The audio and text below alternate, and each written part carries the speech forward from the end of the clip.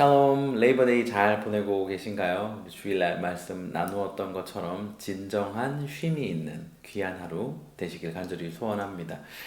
지금 예품 교회는요, 인원이 그렇게 많지 않아요. 그래서 이번 땡스기빙에도 전교인 수련회를 한 큰 집을 빌려서 진행하려고 합니다. 그래서 어떤 일을 할 때요, 막 누구는 못하고 막 정원이 다 차고 이런 경우는 거의 없어요. 다 함께 할 수 있습니다. 그런데 교회가 점점 커져 가면요, 어떠한 일을 할 때 정원이라는 것을 정하게 되고 거기에 맞추어 신청을 받게 됩니다. 그런데 이게요, 좀 안타까울 때가 있는데, 예를 들어 10명을 정원으로 했단 말이죠. 자, 10명이 정원이고 선착순입니다 했는데 계속 정원이 안 차는 거예요. 한 명도 신청을 안 하거나 한 명, 두 명인 거죠. 마감날은 다가오고 이 사역을 계속 해야 하나 말아야 하는 이런 고민과 함께 광고는 계속 이렇게 나가는 거죠. 이제 얼마 남지 않았습니다.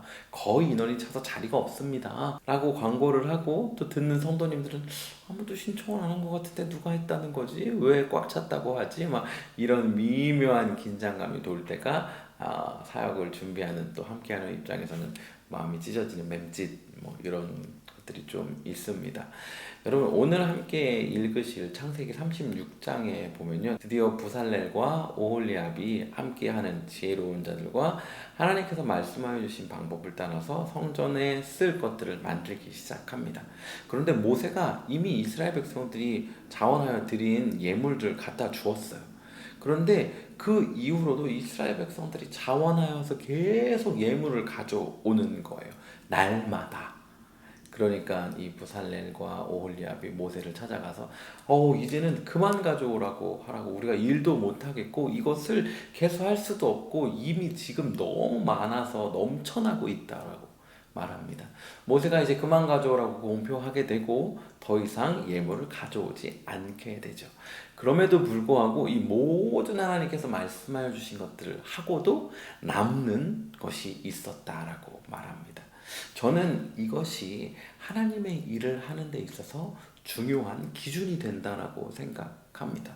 물론 매 순간순간 모든 일을 할 때마다 사람이 넘쳐나고 재정적인 여유가 있고 풍족함이 있어 남고, 그렇지 않은 경우는 하나님이 함께하지 않으셨다라고 단정 지을 수는 없겠지만, 내가 오늘 하나님을 섬기고 따르고 있는 일 가운데 나의 삶이, 우리 가정이, 그리고 우리 교회가 준비하고 진행하고 있는 어떤 일들이 과연 하나님의 뜻을 따르고 있는지를 확인할 때에 풍요로움과 넘쳐남이 있는지, 그리고 자원하는 마음으로 함께하는 이들이 있는지를 확인해 보는 기준이 되면 좋겠습니다. 오늘 하루 사는 동안은요, 우리 삶에, 그리고 우리 교회에 지금 풍성함이 있는지, 그리고 자원함으로 함께하는 모습이 있는지 좀 확인해 보는 시간이 되면 좋겠고요.